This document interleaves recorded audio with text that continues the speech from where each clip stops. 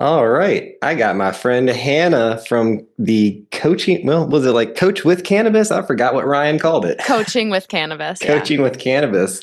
We were both in his Mr. Ryan Sprague, who's been a guest on this podcast, the Balancing Act podcast before. And Hannah and I just had a one-on-one practice session with each other the other day. It went really well, I felt. Um, 100%. and I was like, you know what? I already have a podcast where I like to just bring interesting people on, especially people who have gone through a similar awakening or just in a transformation, so to speak, from who we're told to be or who we are conditioned to be into finding our purpose and looking within for the answers and cultivating an inner truth that we want to reflect out to the world. And Hannah has created her own program called the Soul Disco. So before we get into a lot of the cannabis stuff, just tell us a little bit about what you're doing in terms of this embodiment. Yeah. What would you Yeah. want to call that? Embodiment art practice? Great question. We're all in flux, and I think I actually can't speak about the soul disco without speaking about cannabis. Mm. And so let me draw this line for us. So I love what you were just saying about like cultivating our own truth because this is all so interrelated. I grew up a good girl. I grew up a perfectionist. I grew up really feeling misunderstood, but I didn't understand really why. It's because my perception, like my outward appearance and projection was very much like popular cheerleader, blonde, singer, talented. But on the inside, I literally felt like an emo kid and I had like the eating disorder to prove it and like a lot of self disgust and just like so much just dissonance within myself. And so the awakening journey, as we know, starts to awaken you to, oh, wait, I was actually programmed to be this way. I put up these walls. I acted in this way to protect me and to help me remain in love with my family and with what people expect of me. Especially when you're highly sensitive, like you know how to fit into any room so that everyone feels safe. So I lost a lot of myself throughout that time. I had a 10-year battle with an eating disorder where I was very much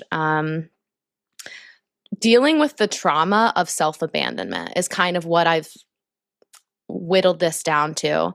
And again, it's like an ever expanding journey. But what I found in my awakening journey was the spiritual world, which was not something that I was really into. I grew up Christian, but I started to become aware of A Course in Miracles, the idea of manifestation, meditation for the first time. I was very new to all of this. And I actually had a lot of time to dive into it because I was a performer on cruise ships. And so I only worked like 2 days a week because we would be in the theater those 2 days. And the rest of the time was whatever you wanted to do. And on this particular contract, I was in my spiritual journey and my awakening. And secretly and quite illegally using cannabis on a ship in order to have these revelations and to start to understand who I am. I actually was just thinking about this the other day. When I came back from residential, I had to go to residential eating disorder treatment in 2020, actually. And when I came back and had been on the path of healing, I remember Googling, how do you learn about yourself? Because I truly was so disconnected from who the F I was. I had no idea.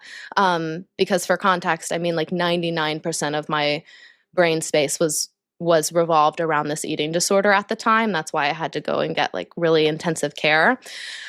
Hallelujah, we are healed. Then I'm living a life in recovery post 2020. I have a spiritual, like, very big, unexpected shift happen with my identity and not my identity, but what I thought of God as an identity and what I thought of Christianity. Like, that broke pretty quickly, very much on purpose.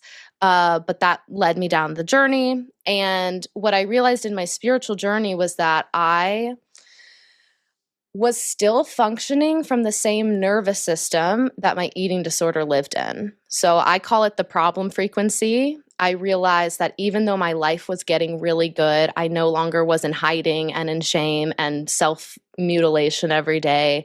I had connected with my soulmate and everything was so beautiful, but my nervous system wasn't equipped for that kind of light yet. So I've been on this journey of getting my nervous system to match the identity and the life that I know I'm here to have. And cannabis has been so monumental in that because my mental body was so incredibly strong. And obviously, with the self abandonment of an eating disorder, like there's no body awareness at all. So, cannabis helped me for the first time get my like voice and my consciousness like all in one place. And I was like, oh, this is what it sounds like to like hear myself inside of me. This is strange. I've never experienced this before. And then I started to use it more consciously. And I mean, it was just through meditation, breath work, walks in nature that I started to realize how medicinal this plant was. And very quickly I was like, oh crap, I got to work with this plant. Like, and I got to actually be a spokesperson for it, which scared the crap out of me as a good girl living currently with my Christian parents, and just a lot of misunderstanding, obviously, of not that Christians can't smoke weed, but you know, there's just a dissonance in terms of ideology and what's okay and what's not. So stepping into the leadership of being an authority in this, it was very synonymous with when Ryan came out with this coaching with cannabis course. I was like, oh my God, there's like actual worlds where people are talking about this. I can get educated. And as you know, we are in this course and you don't have to be a coach necessarily. I wasn't resonating with the idea of coach, but I have been a fitness instructor my entire life. I love music. I love making playlists. I'm also a yoga teacher. But I started to receive like basically a modality for embodiment. And that is what has now become the Soul Disco. And what we do is we connect with cannabis. I take us through some breath work to call in the medicine to get us in our body. And then I take us on like a movement, choose your own adventure sort of experience with an epic playlist, obviously, with the intention of giving people the space to practice presence, because I think that's what this is all about, is like, what is presence? How do I be present in my body? If you're someone who's been so scared of yourself, of stillness your whole life, it takes practice. And I was finding nowhere else in the spiritual space, at least online, that was speaking about how hard it was to be present. It just seemed that people were like, meditate, and the answer's there. And I'm like, I can't even sit still because I've been avoiding myself and the present moment for a decade, really, really intensively, right? So that's the story of the origin of the Soul Disco. I'm really excited. I'm doing my second like community offering tomorrow, and it's been a spiritual journey in and of itself, like bringing forth something and like building the confidence to be the person who can transmit this information, and not even becoming, it's just like remembering, like shedding all the freaking doubt and fear and judgment, you know? Yeah, for sure. I have a lot to ask about based on everything you just said, but one thing that immediately comes to mind is just my appreciation for the choose your own adventure style. Because I mean, it sounds like you could meditate if that's what's calling you in that moment. You could do yoga, you could dance, you could Exactly. stretch, you know. And I Exactly. love that because all of these different modalities can help anybody find their connection to the divine or to life itself. Mm-hmm. The practice of embodiment, I think, is what does that. I mean, our bodies are life. And when you're aware of that and connected to that, that's the same thing as being connected to the divine or connected to life, whatever Mm-hmm. word you use, I don't really care. Mm-hmm. But I love the choose your own adventure aspect of it, because even just me myself, like at different times of the day or whatever I'm feeling, stretching might be the best thing. Sitting there and breathing might be the best thing. Like just chilling and with a smile on my face, looking at everybody else might be the best thing in that moment, you know? So I love that aspect of it, because even within that modality, it's flexible enough to be whatever modality is most strongly connecting you to life at that moment. Amen. So I Totally. love that.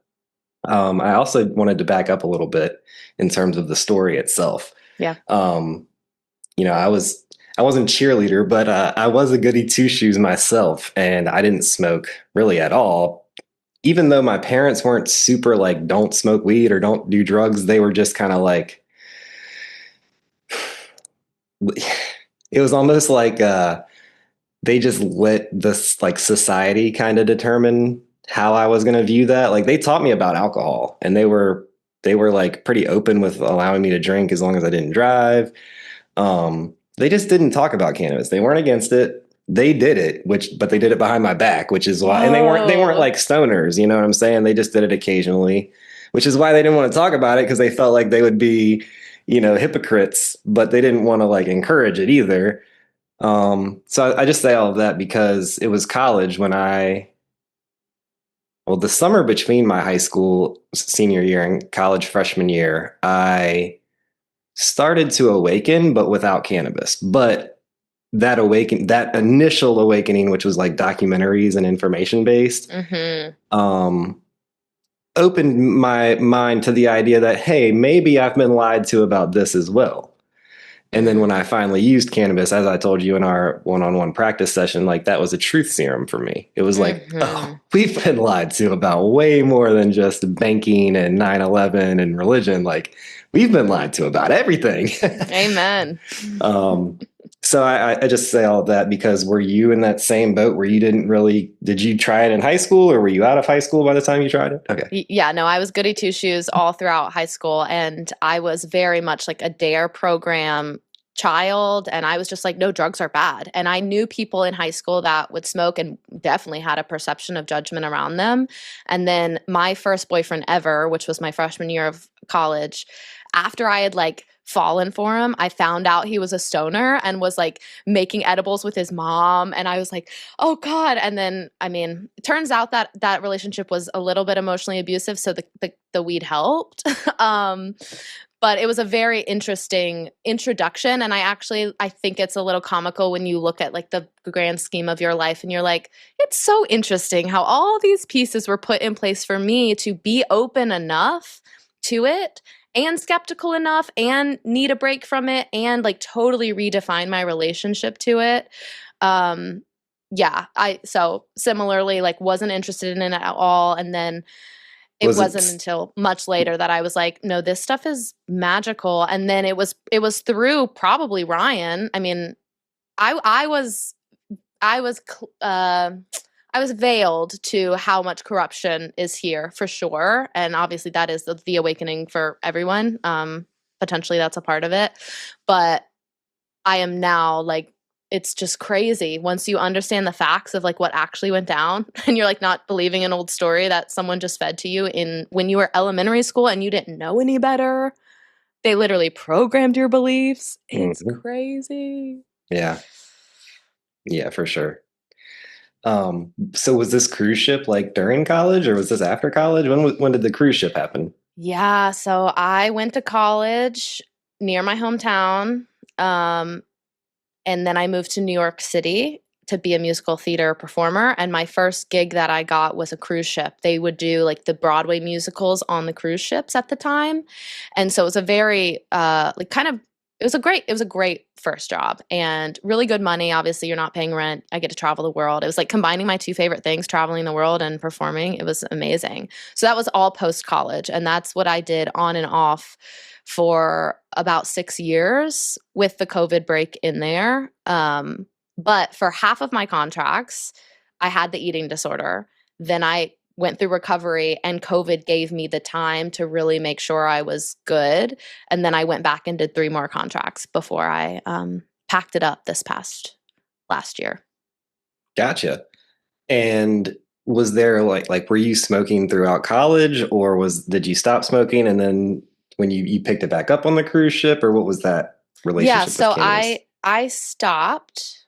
I would like maybe at a get together, like maybe I would pick it up again. I wasn't against it, but it wasn't until mm, I was using it in New York City, like between contracts. as a way of coping with the inability to be still. So I would like drink and smoke because I literally like it was either those two things or I was trigger warning binging and purging. Like that's how I spent my days, or teaching fitness. It was a very chaotic time. But it was after I recovered, which was 2020, I moved back to New York City and I began engaging with it in less of a destructive way. And it wasn't until, like, on the ships, obviously you can't smoke because you would set off a fire alarm. There's no fire on the ships. So I was a big fan of edibles. We would sail out of the West Coast a lot. So either in Seattle or like San Francisco or Alaska. There's a lot of great places in Alaska.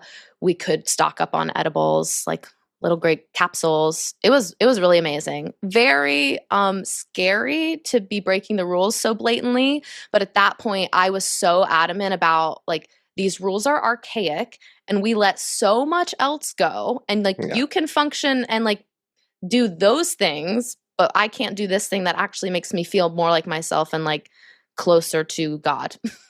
Right.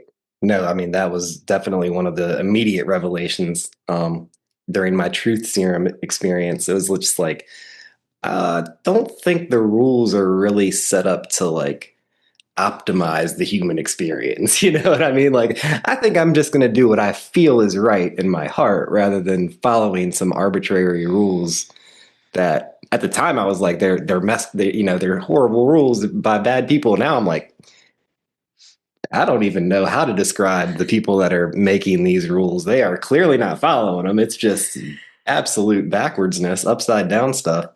Yeah. But yeah. So you really just stopped doing the cruise ship like last year. I'm trying to think about the timeline. It might have been about 2 years ago now. It was 2023. Nope. 4. Yeah, 2024. How did you find Ryan? Oh, God, divine intervention on Instagram. I think that's what it was. I think I just probably the IG algorithm. Literally. And the more that I allow that to be true for me and I allow life to present me whatever guidance I need and I just trust it, it usually works out great, because I remember seeing him, and I don't know if you've noticed, but like there's definitely more cannabis conversations on the internet now. There's like influencers and like all kinds of stuff happening, but he was the first person I saw doing it, and it was the term conscious cannabis that totally struck me, and I was like, that's what I've been doing. I'm so glad that I don't have to feel shame, and that's a big part of this whole being, allowing myself to be seen this way, is being a permission slip, and like the shame is on purpose too. So we have to learn to dismantle that. And so I felt like me joining coaching with cannabis. And I also did the breathe with cannabis, like 8-week course that happened before that. I don't know if you've done that, but it was I've done like single free events, but not the whole thing. Yeah. It's so good. And that's really where I started to understand the significance of like the amplifier that cannabis was. It's like these people know what they're doing. They literally have curated this breathwork session for me to combine with this beautiful plant medicine. And then I get to use my own intuition of like, how much am I doing for this? Because it was 8 weeks long. So every week I kind of got to like try something a little different. It's amazing. And that's truly how I feel about cannabis, is it's like a beautiful amplifier for many things, but for healing modalities, like to pair it with healing modalities. Like I know Ryan does parts work. People do it with yoga. Toltec wisdom. Yes, exactly. It is amazing. Yeah. You called it an amplifier. I want to go into that a little bit, because that really is kind of the discerning mechanism. Because the reason I think people have negative experiences with cannabis is because they're not using it consciously or intentionally, and they've got anxiety or depression or a sense of loneliness or PTSD, and they've had experiences where it has benefited those symptoms, but because they're using it without intention or without consciousness, they get the wrong strain that doesn't fit with their body, or maybe even if maybe it's not a wrong strain, maybe it's just the wrong timing of them connecting with it, and now it's amplifying their paranoia and their anxiety and their feelings of not being good enough or no one wants me. um Mm. so can you, I just want to ask you what you think of this kind of double-edged sword nature of cannabis. And although ultimately you and I are in complete agreement with it's beneficial overall, Mhm. especially when you use it intentionally or consciously. But I'll say, to tie it into my question about when did you discover Ryan, I first saw him on the Ben Stewart podcast, which I know he's been on Aubrey Marcus and Paul Check and a lot of these bigger ones. I love this guy, Ben Stewart. He's a filmmaker. One of the documentaries that I didn't mention specifically, but I mentioned documentaries waking me up before cannabis even. Mhm. One of those was his. It's called Esoteric Agenda. That's a pretty good one, but he made one called Kymatica later Yeah. on, which is like literally, in my opinion, it's the greatest documentary ever made still to this day because it's timeless versus, specifically about this topic or this event that happened last year, COVID, whatever, like Yeah. the wisdom in Kymatica is timeless. You could Cool. watch it 20 years from now and it's going to it's going to maintain its value. Um, but yeah, I just wanted to get your take on the dark side of cannabis. Yeah. So I have created this little energetic bubble around like my service in the world, and I guess it's an intention of like the right people find me. That being said, I what I love, like Ryan is so good. I know like part of his mission is helping people no longer be dependent or be abusive with this. Yeah. I haven't Some people necessarily call it addiction, but as we've learned, that's really not even the right term. It's right. codependence. And as someone who has had like my own waves of that in this past year, like that I have honestly felt, I go through moments of shame where I'm like, how can I be teaching this conscious cannabis stuff when I'm still in my own unfolding of what that means for me? So that to say, like, I don't know if I'm the person who's here to help people break their dependency. I don't know if that's the way I'm servicing people in the cannabis world. I don't believe everyone should hop on it. I think like part of this self-awareness journey is knowing when something is right for you. Um Trusting that you can hold yourself through the experience. I don't think anyone this is I don't think you can necessarily get the benefits we're talking about with cannabis unless you're already on a self-awareness journey. So if you're not conscious or self-aware, you're going to have a bad experience and think it's the cannabis that's doing this to me. Or you're going to have a good experience, but it's going to be very surface level. Ooh, yes. Yeah. So I'm still developing my own philosophy on this, I think, because like I know it can heal so many people.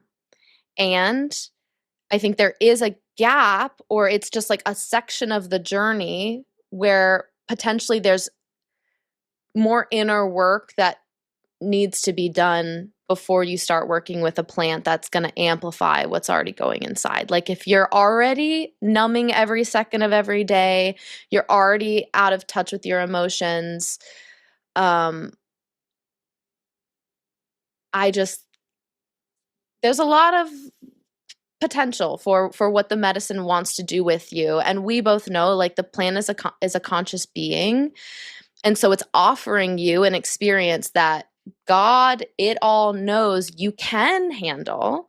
But whether you know that or not, like you will either rise to the occasion or you will be like in victim consciousness of um yeah. So I don't know if that answers your question. I like my Yes, sister, but you I just didn't use one word that if you had used it, it fits everything you're saying. tell me. Escapism. Mm, yeah. Yes. And I think it's really interesting how like my path with this past year specifically, like I've been witnessing my own escapism, and it's like, then how do you not shame yourself, and how do you trust that you are still walking the path, because you are walking what your clients are also going to be walking, but now you have embodied wisdom because you allowed yourself to go through like that experience. It's a journey. Yeah, It's a for journey. sure. I I don't, mean, yeah, go ahead. no, I was just going to say the balancing act has a lot of other meanings, and this is not the one that I was thinking of when I created the name. But when I try to take tolerance breaks, I don't always go as long as I plan when I originally plan it.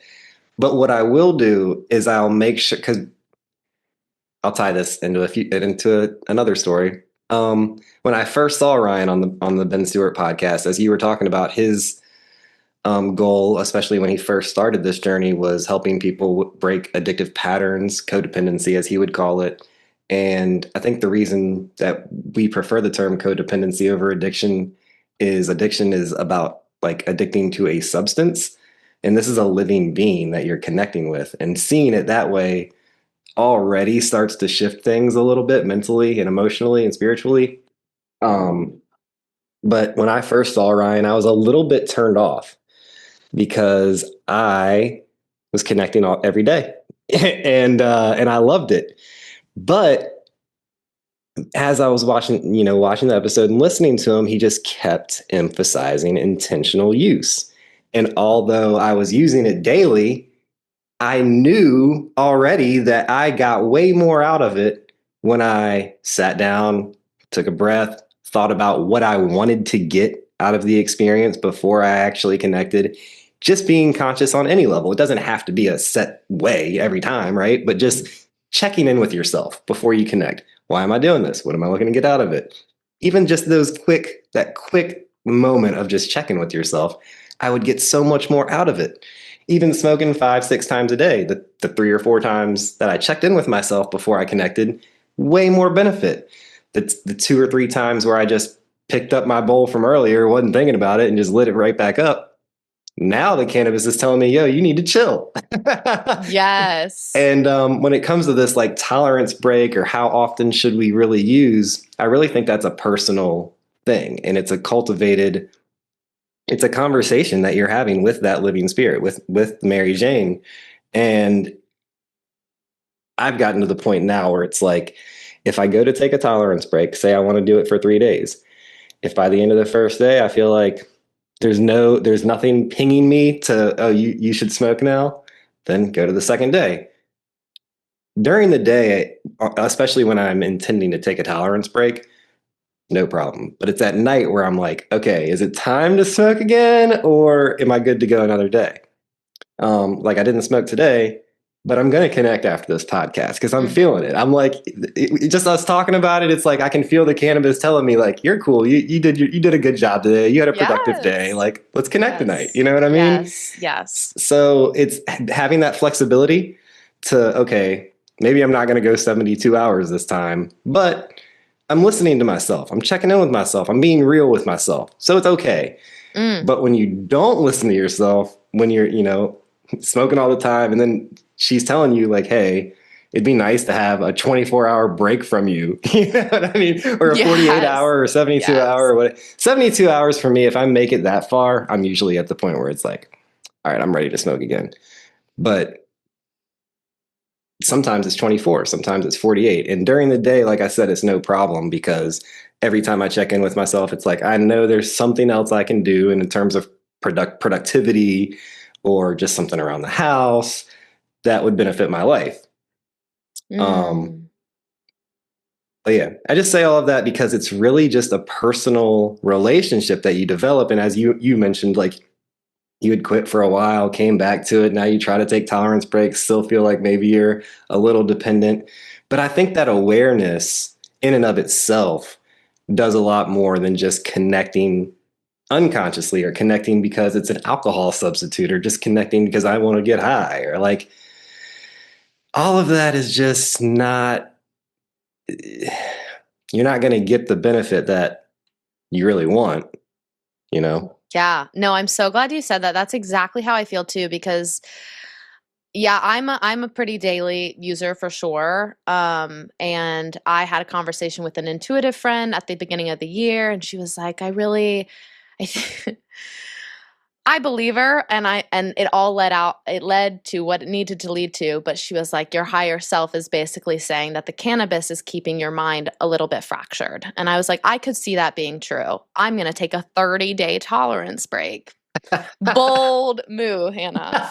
Yeah. How'd that From go? from day one, I was like pissed and not happy about it, and became a shell of myself. And that's really the thing. Like when I started using cannabis, the fact that I started to feel more like myself, more alive, more attuned, more connected, more present, I was like, how is this bad? Why are we saying this is bad? And I loved learning from Ryan about the endocannabinoid system. And though I haven't done any sort of diagnostics, it made a lot of sense to me that potentially that system has been incredibly dysregulated over the decade long of malnourishment and self-abandonment.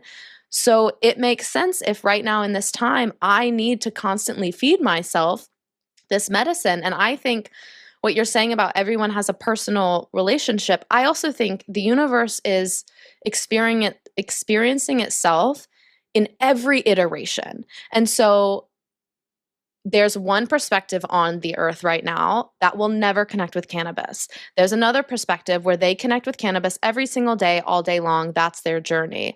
There's others of us that have, it's whatever that schedule is for you, but allowing myself to trust that I experience wonderful connection, wonderful inspiration, wonderful feelings. Like feeling good is good for us. So Yeah. why No, are we not prioritizing I it? am sorry to interrupt, but that's please. the one, that's where I start to get like, where is the difference between recreational and medicinal?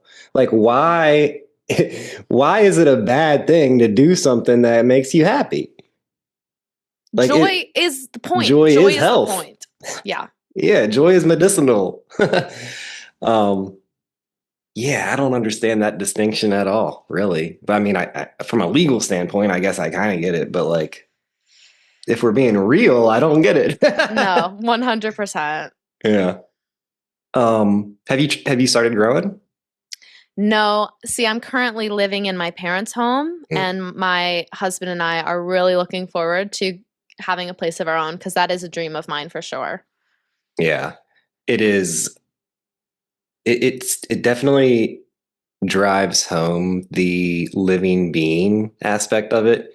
You know, when you just buy weed from, dispensary or the plug or the gray market store, THCA stores. I mean, if you're already a cannabis person, obviously you know that that's a living bud of a plant in the bag. But I feel like a lot of people who have never grown before or just aren't very conscious about their use, it's just like an alcohol substitute for a lot of people, or the safe drug. A lot of them are like, this, it's a drug, but it's the safest drug. But it's like, you're still calling it a drug. It's not. It's a herb that heals you, like, and it makes you feel great. And like really the only downside to it is it's so good that a lot of people want to just use it all the time. And then you start to get out of balance because now you're dependent upon something, even if it is really good for you. There's a balance to be struck still with each and every individual. Well, and exactly what you're saying is like, I think once I got out of my eating disorder, I was like, I never want to feel discomfort again. I'm so fucking sick of being uncomfortable every second of every day. So, of course, I'm going to want to connect with this plant over and over again because I don't want to feel the shit. I'm so sick of this shit. I spent a lot of time in this shit. But what you start to learn as you balance is like, shadow work and entering the other emotions are very important to create homeostasis within you. And I will notice this about myself, and when I'm in the right mindset, I'm like, oh, I see that I'm reaching for this cannabis because I don't like my current feeling. I know I need to feel it to heal it. So instead of choosing to escape out of this uncomfy feeling, I'm going to sit with it. And they say 90 seconds, an emotion can pass. Sometimes it feels like more to me, and it's just like, okay, maybe today I just have to feel like shit, but it's more important for me to commit to feeling like shit today because I am building my capacity for discomfort, which I've avoided for so long. Yeah. And so as you were saying that, like, do you still smoke when you do, when that happens, do you still smoke, but you just take a different Well, that's what I'm saying is like mental approach? it depends on my state Mhm. on the day. Is like some days I'm feeling very inspired to go in.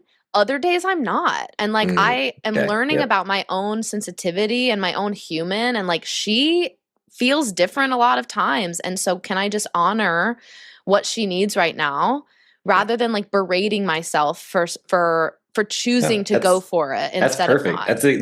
That's like a perfect example of what I was talking about earlier. Just that moment of just checking with yourself, like, why am I doing this? Do I even really want to do it right now? Are the reasons for me wanting to do it gonna actually benefit me during the experience?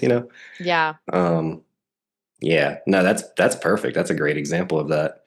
Well, and I Uh, think what you said about like the because this for me too, with my current schedule in life, it's like nighttime isn't the only time for me. So like I can choose to connect during the day. And for me, if it's during the day especially, there's always some sort of intention with it. And for me, because this whole year has really been about like remembering my connection to the divine, because even with the cannabis use, there was still some body stuff missing. And I've recently found fascia work, and we've talked about this, like the mhm, issues are in the tissues. So that mhm. is changing things a lot.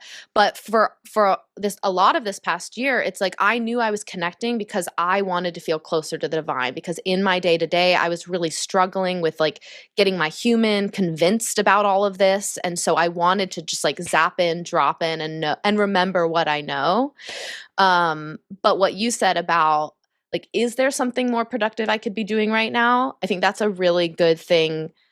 Um, just a check in, I like, agree on one hand, but mhm, the word productive can have a double-edged meaning too. It's like totally, sometimes relaxing is the most productive thing, that it's what your body needs. totally, totally. So it's having a holistic understanding of the word productive. It's not Mm-hmm. super capitalistic productive. It's I like what is best for me 100%. right now. Yeah. Yeah, I 100% agree. And what I mean for myself as I'm integrating this is like, is there something you're putting off? Because that typically is true for me. It's Right. like, oh, I don't want to go through the discomfort of having to teach myself some new thing about building an online business that I am already freaking out about. So instead, I want to go walk in the woods and smoke weed and go meditate. Yes, it's great, but I'm out of balance with what my human has to do to Yeah. create this life. There's a priority above the next time you connect with cannabis. And if you don't knock that out, the next time you connect is not going to be as optimal as it would have been if you had just knocked that thing out. Totally, totally. Hmm. And if you're real with yourself, the cannabis will tell you that too. Damn straight. Damn straight.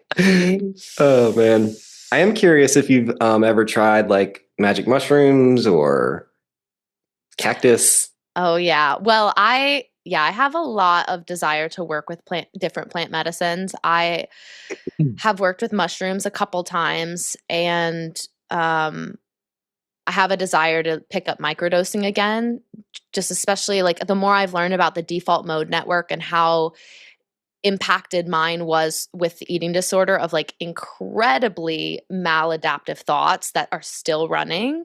I found my microdosing very helpful. So I have an intention of getting back into that. But actually over Thanksgiving I took myself through a not a macro dose. I don't know, it was a 2-gram mushroom chocolate, but it was It's enough. potent. It was potent AF. And I'm a very solo kind of gal. I have received a lot of messages of like allowing myself to just like kind of do things on my own. And so I knew like I can hold myself through this. I meant to hold myself through this. I didn't really know what was going to happen, but it was just like a hours long crying, screaming, emoting fest, which is really good for me as someone who is like coming out of numbness into aliveness, like to be able to move the things that I have felt like I can't access was so healing. And I think this is also what's been really interesting about my spiritual journey is coming at it from a place of like there's somewhere to get. And so I notice the kind of codependent part of me, I want to say like the addict part of me, who just like wants to like take another trip and take another trip, and I just want to like get to the other side, right? But I think that's where practicing discernment and patience and breaks, I mean dietas that Ryan talks about, like it's in every ancient tradition like that uses plant medicine. You take breaks and you do special diets because it's a very powerful medicine, and if we're just like ripping a dab every 5 seconds, like we're belittling the potency of what this medicine can do. So I'm a big fan of mushrooms as like a very ethereal being who has struggled to be in her body. I think the more like earth medicine I can commune with in a conscious way, the better. Yeah, I'm a big fan. I'm a big fan. Um, you said something there that, oh, so yes. So I agree with the dieta, 100%. And I think that we should be consciously aware of what's going into our bodies, especially in the days leading up to, especially if you're connecting with like mushrooms or ayahuasca or peyote, these like more intense plant medicines. You definitely want to be conscious of what's in your body, and the last 72 hours, anything you haven't fully excreted yet could Mm. affect, by interacting with the plant medicine, could affect your trip in some way. um, One thing about mushrooms though that I like almost even more than cannabis is it's naturally anti-addictive. I mean, I know you said you want to Mm. use it all the time, but like you can't really use it all the time. You know what I Mm-hmm. mean? Like it will, I don't know. Your receptors can even get like way more exhausted way more quickly than like your cannabis receptors, for instance. Mm.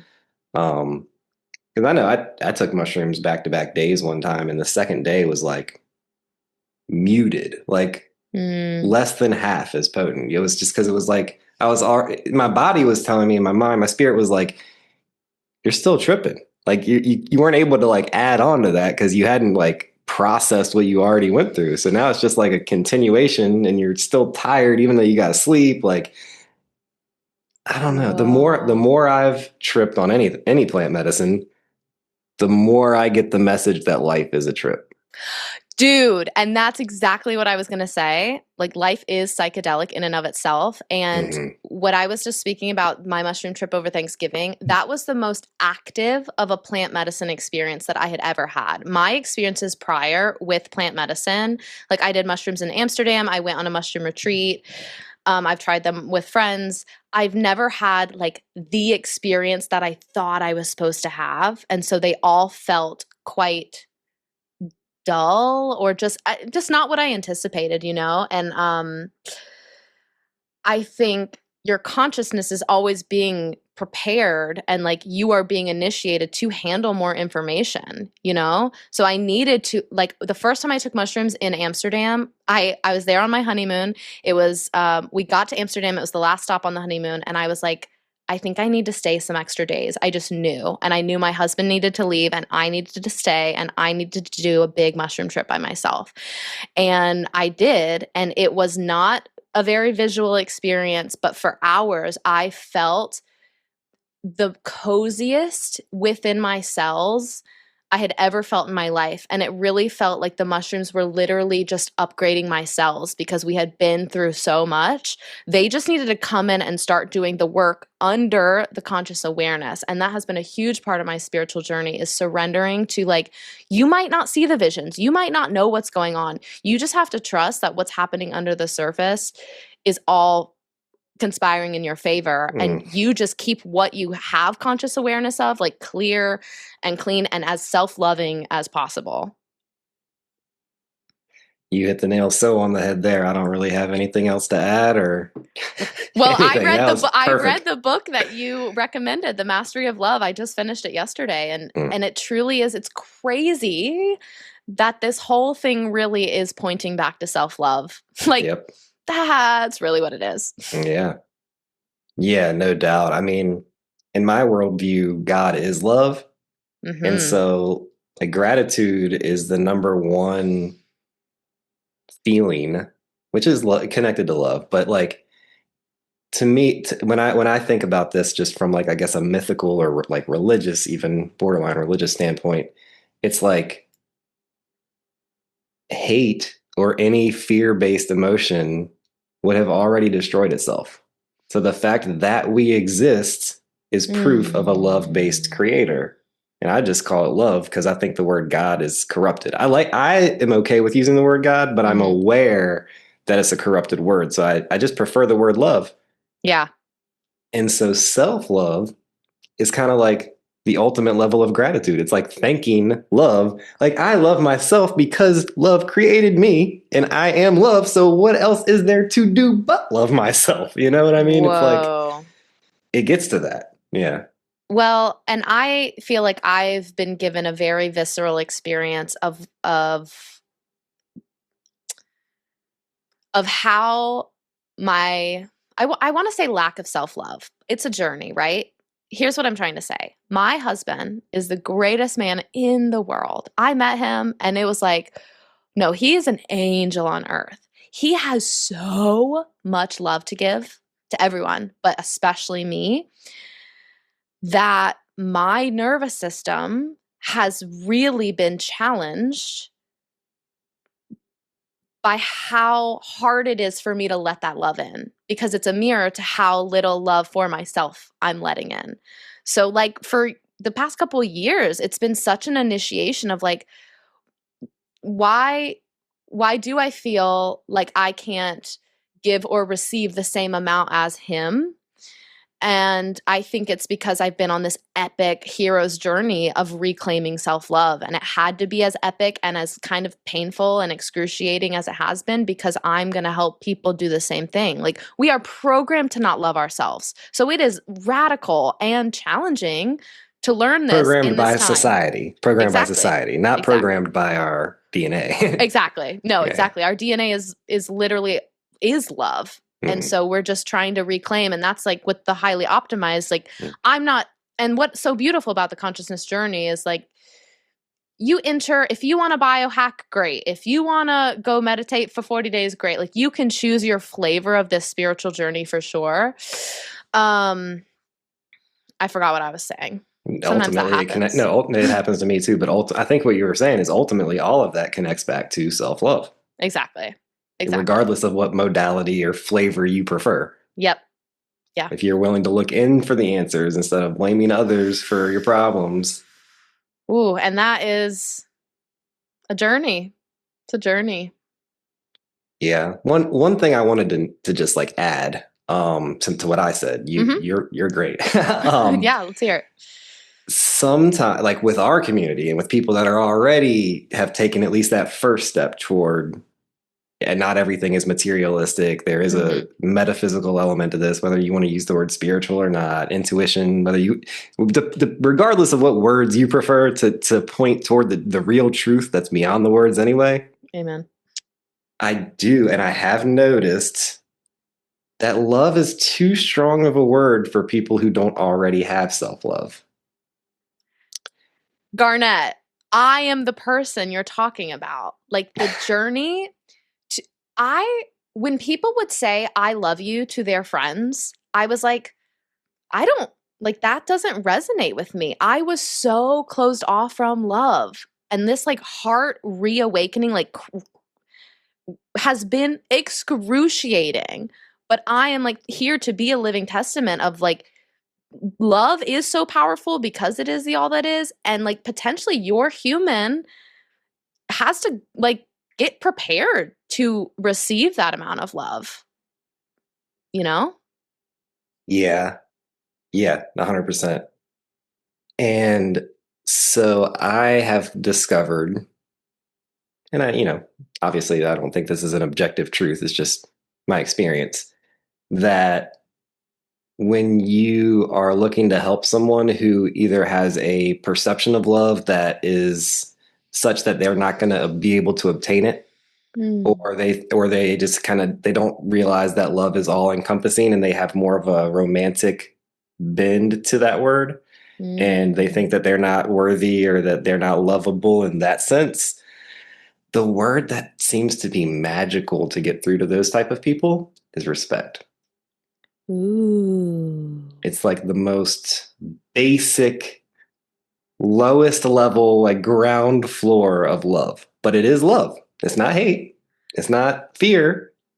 It's just an introduction to love, you know? Like, well, okay, so you're telling me you can't love yourself. Do you think you could at least respect yourself? You exist.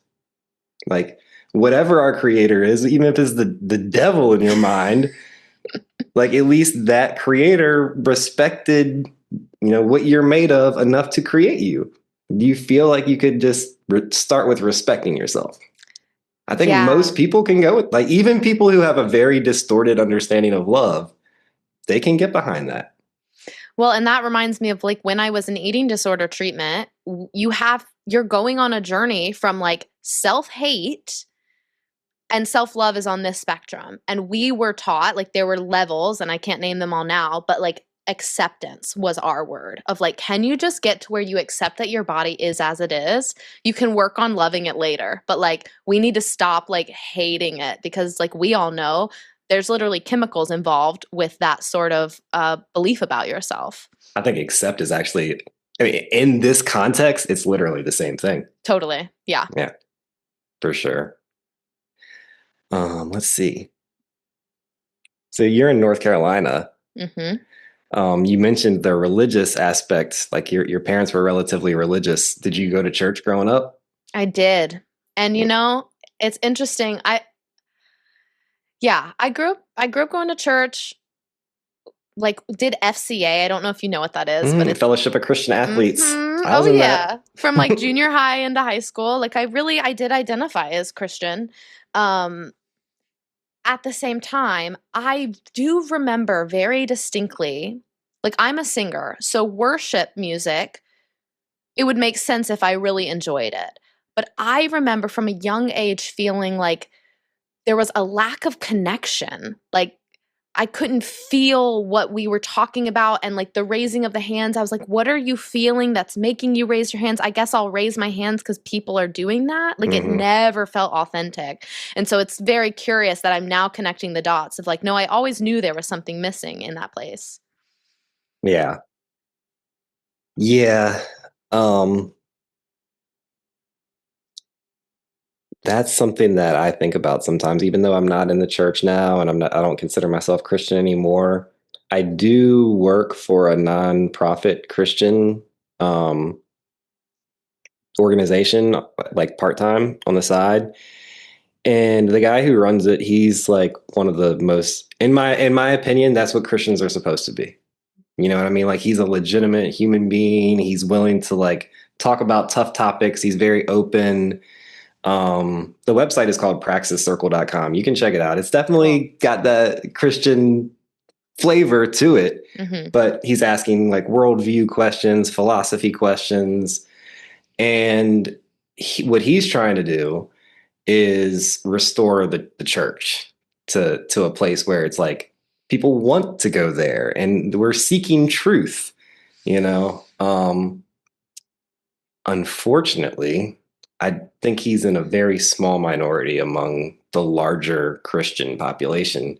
And so I guess I'm saying all of this to ask, do you think that Christianity redeems itself and becomes a organization, a truth-seeking organization, or belief system, whatever you want to call that? Because it's so large that it's like some of it's going to dissolve. You know what I mean? Like Catholicism, I don't know. You know what I mean? Probably, to me, that's the one that's probably going to dissolve. But then at the same time, I have conversations with brilliant people like him who understand Christian history a lot better than I do. And he would say, no, the Catholics aren't going anywhere. Like it's the Protestant churches that are falling off. And yeah, so I guess, do you see this whole like Christianity thing dissolving ultimately, or do you see it aligning with what we're talking about and becoming like a force for truth?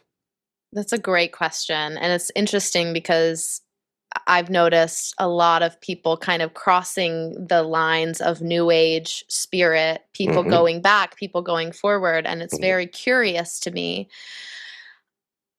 And where I stand is this, again, universe wanted to experience itself in every iteration. So I think there are going to be human existences where finding Jesus is their story. And because our stories make up our rendering of our experience, like in their reality, that is the truth. And so they're going to find evidence of it. Their universe, their subconscious is going to create evidence for it. They're going to stay firm in that belief. I have several people in my life who claim that a relationship with Jesus is the only way. I haven't found that for myself. I would be curious about it, but that's not where I'm at right now. So we know that everything's happening at once and everything exists at once. So I think Christianity can continue for some people. Mm-hmm. I think it doesn't have to continue for some people. In my experience, I think outsourcing my salvation, which is my coming back to wholeness, to something outside of me, even if it is Jesus Christ, an ascended master, Christ consciousness, like whatever that is. No, you're getting at my point. Keep going Yeah. though. Yeah. It's a self journey, and I think it'll be curious. I think there will be people who start to see it in a different way. But I don't know. I don't know if it completely falls apart, or in my reality, I I just think if never they have to don't worry get about real, it it. completely falls apart. If they don't start getting real, real quick. Yeah. But what you're saying is the real, right? Like they need to start recognizing that Jesus is within each of us. And that's actually what he was teaching. Yeah. And stop doing all the things that Jesus didn't like. Like it's so the hypocrisy is why I can't call myself a Christian. Yeah, totally. But I find just like you, I find the whole phenomena very fascinating. And to me, just as somebody who uses my intuition and I like feel like I'm pretty good at knowing how to talk to people, like Mm-hmm. there are legitimate Christians out there. I cannot deny that there are people that call themselves Christian that use the teachings of the Bible to try to point people toward the truth within, which is really ultimately the whole point of me even talking about all of this is what you Yeah. mentioned. Like there is no external savior. Okay. Period. If you want to keep pretending that Jesus is an external savior, your whole organization is going to just dissolve because this is the age of truth. Mm. Now, if you want to actually embody Jesus's teachings and start helping people find the Christ consciousness, the self-love within them, you could blossom into, again, the most dominant organization on the face of the planet. But it's a matter of, are you going to get real or not? That's where I'm at with that. Totally. Well, and even that word organization, it's like, I think what we're realizing, like, we need community. And I think that's where church is really helpful. Right. And like for me, like I can't wait to have a house of my own so I can host women's circles, because I think people need to be in person to remember these truths. It's so easy to get lost in the sauce in our daily lives. Yeah, I forgot. It's okay. Within the Christian community, it's kind of funny, like, because the other side of that, it would be, I'm not going to name names, but I know someone who like judges people if they don't go to church. Yeah. Or like, it's just, they're so blind. It's blind faith. It's not faith that is cultivated in a real way to get you to believe in yourself and to believe in life. If you want to call life God, that's fine with me. If you want to use the religious wording to get to the truth, but you're doing that to get to the truth rather than to exclude anybody who doesn't go to your building on Sundays, like, I don't know, it's just the attitude, it's the behavior and the character of the people that I find fascinating. And yeah, I see these examples of people in my life, and it's like if Christianity goes in that direction, it could blossom into something beautiful. If it wants to keep going in this direction, it's going to fall apart really quick because all the lies are falling apart very quick. And just, Yeah. bro, I mean, we've noticed it over the last year, 6 years, and it's Yeah. speeding up too. Yeah. And this is where I'm very curious about. So like we said, I was a good girl. So to now become the black sheep is so bizarre. It has been such a weird journey. I can relate to that. Yeah, it is I remember you trippy. posted something on Instagram about Yes. that, and I was like, yeah, Yep. first they love your intelligence, and then you surpass their intelligence. Yeah. So I remember like early on in my meditation journey, I kept yearning for an experience. And this is the same thread of the mushrooms of like expecting something that Mhm, was going to kind of help me feel mhm. like, oh, I got it now, you Yeah. know? And I remember I would just like, I was hoping I would have this meditation experience where I met God and then I would be able to bring that to my Christian family and like be able to speak a little more eloquently on like what we're all talking about. Um but that's not my job also. But I am curious like my whole family very much is in the religion of Christianity and they're all beautiful people Mhm. and like yeah I mean and I think this is where people like us who have been through this awakening journey we are here and positioned to support people as their whole world dissolves because that's what happened for me in my awakening. It's like all of a sudden everything I thought about how the universe worked crumbled and it was Mhm. spontaneous and it was weird and I think that will have to happen for people like you said like then at that point they choose where to go but we are here to like help people. Yeah, and to share our experience when to make that relatable for them, and Mhm. to basically help hold their hand through that experience. Like, yep, we've been here before. Yeah. Um, well, yeah, I'm actually at the end of my topic list here, but did you have anything else that you wanted to share with the internet? Great. No, I'll just say like that and that's where like I'll plug the soul disco comes in is for me, I was like, I don't need more head knowledge. I don't need to read another book. I don't need to listen to another podcast. I have all the information. My body needs to get on board with all of this. Mm, And I mean, that is where I think Christianity really does a disservice is the disconnection from the body mm, with all mm. the rules. Mhm. And that, as we know, like Agree. it's all in the body. It's all coded in the body. The body is the sacred technology. And Is the sacred temple. so the more embodiment practices we have, the more we come back to presence and to peace within, the more connected we will feel to God, life, universe, love.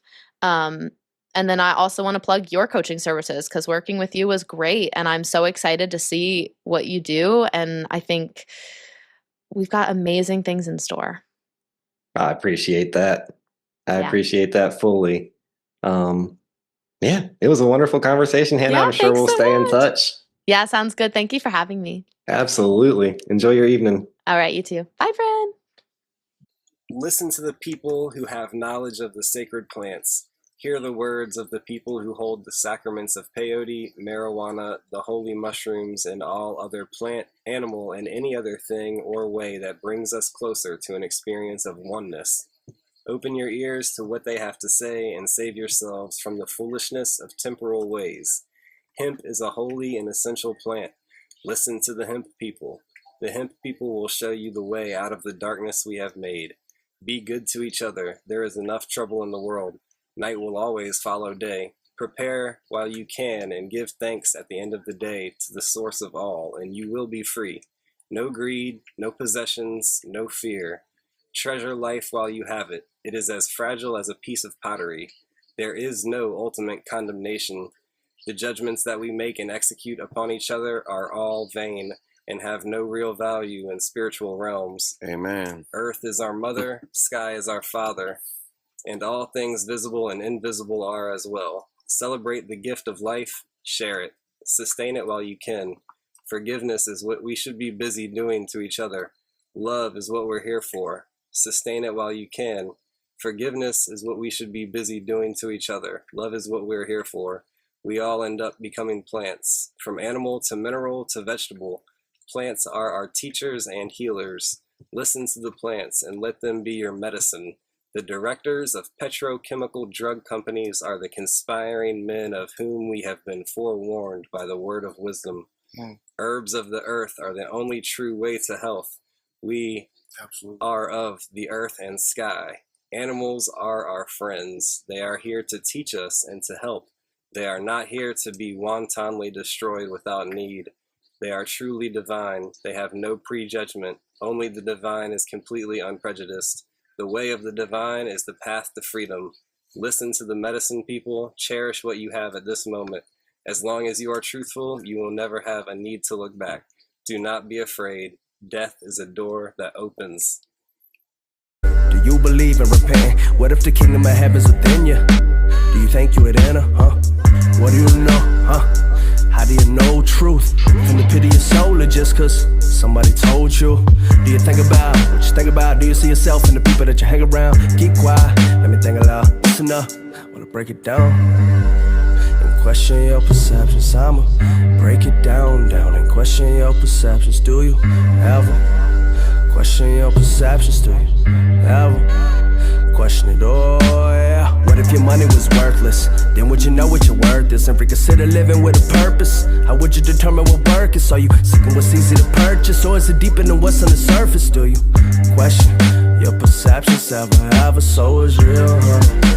It ain't your politicians, nor your status. All of that is fiction, so it's real, huh? It ain't your entertainment, nor the industry. I heard it's filled with fake shit. I need truth over everything. Yeah. I need truth above all else. Just I need truth over everything. Yeah, give me the truth, give me the truth, give me the truth, yeah.